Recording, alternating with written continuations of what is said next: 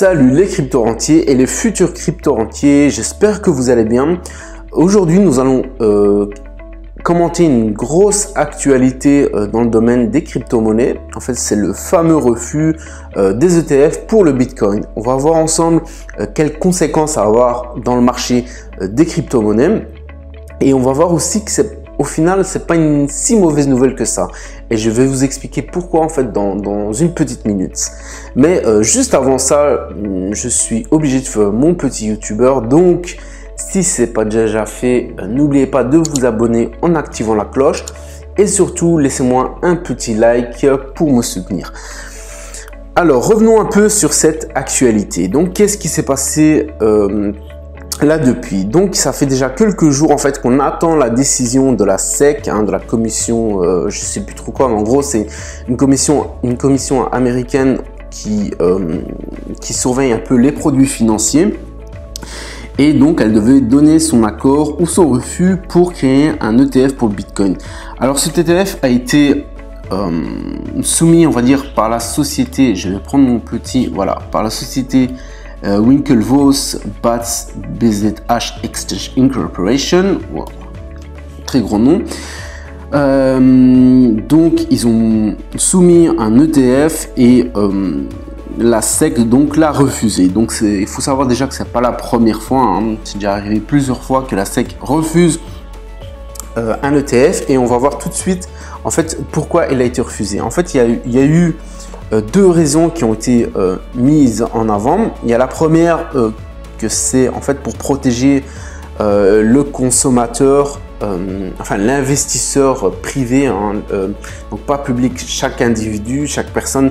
Donc aux États-Unis qui voudrait investir dans un ETF pour le Bitcoin, en réalité voilà, c'est pour protéger ces personnes-là que la SEC a refusé de mettre en place cet ETF. Ça c'est la première raison. Et pourquoi? En fait pour le protéger en fait des manipulations du marché.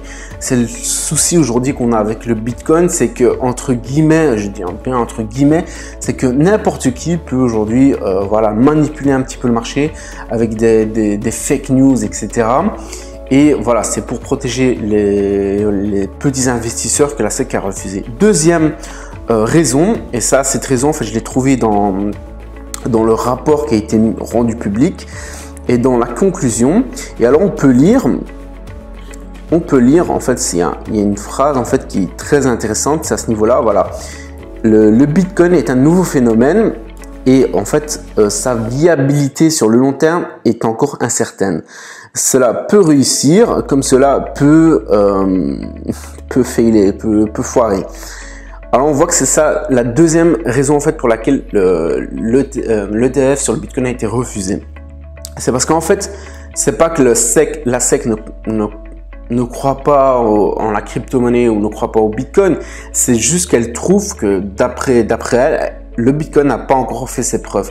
Donc c'est un projet, et je pense moi qu'elle a totalement raison, c'est un projet qui peut encore foirer comme c'est un projet qui peut encore réussir. En gros ce que la SEC veut, c'est que d'abord le projet voilà, soit développé, c'est qu'il réussisse, qu'il y ait, comme je dis toujours en fait sur ma chaîne YouTube, qu'il y ait des vraies applications, quelque chose où, voilà, je veux dire, c'est pas avec CryptoKitties voilà, qu'on va créer une grosse crypto-monnaie.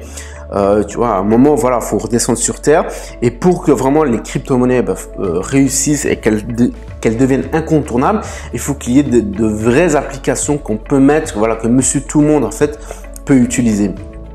Ce qui n'est pas encore le cas avec le Bitcoin ou d'autres crypto-monnaies, en fait, sauf avec vraiment quelques-unes, mais ça reste très rare. Donc, c'est pour ça que la SEC a refusé le Bitcoin. Maintenant, est-ce que c'est une mauvaise nouvelle ou voilà ou pas forcément? Moi, je trouve que non, pas forcément. Et je vais t'expliquer pourquoi. Parce que pour ça, il faut venir en fait dans le graphique, simplement. Et ce qu'on constate, c'est qu'au moment en fait de l'annonce, il y a eu une petite baisse, mais ça reste en fait vraiment une très petite baisse. On voit que voilà, il n'y a rien de vraiment catastrophique. Et voilà, pourtant il y avait énormément d'attentes à ce niveau-là. On voyait plein de vidéos sur YouTube, des personnes qui disaient voilà, si l'ETF est accepté, le Bitcoin pourrait exploser, monter à 50 000 $. On voyait d'autres personnes, voilà, on voyait un peu de tout et n'importe quoi. Et malgré que la SEC donc a refusé ce ETF, on voit que voilà, il y a eu une mini baisse. C'est probablement voilà, les gens qui pensaient que ça allait s'écrouler, ou alors d'autres personnes qui l'avaient acheté vraiment à ce niveau-là en pensant que ça pouvait exploser. Ben voilà, ont certainement revendu et puis voilà, ça a fait baisser légèrement le marché. Mais on voit qu'il n'y a rien de catastrophique. Hop, j'ai fait un petit...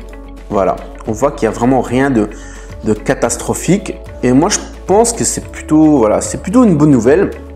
C'est plutôt intéressant parce que on voit que quand les ETF sont refusés, ben, le marché voilà, reste dans la tendance actuelle. Mais ce qui est sûr, c'est que s'il y a un ETF qui est accepté, ça peut vraiment faire exploser le marché.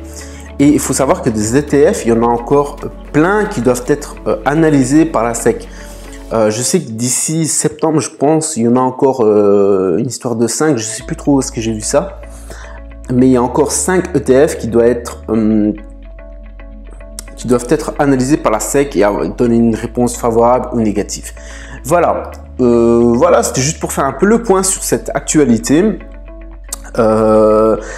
Donc voilà, si la vidéo t'a plu, n'hésite pas, comme d'habitude, à t'abonner en activant la petite cloche, à mettre le petit like et donne-moi ton avis dans les commentaires. Dis-moi un peu ce que tu en penses de cette actualité, de ces ETF et voilà. En tout cas, nous on se retrouve dans les commentaires. Tu peux aussi me suivre sur Instagram si tu veux pour voir un peu voilà, les coulisses de Crypto Rentier. Moi en tout cas, je te dis à la prochaine vidéo. C'était Crypto Rentier. Salut.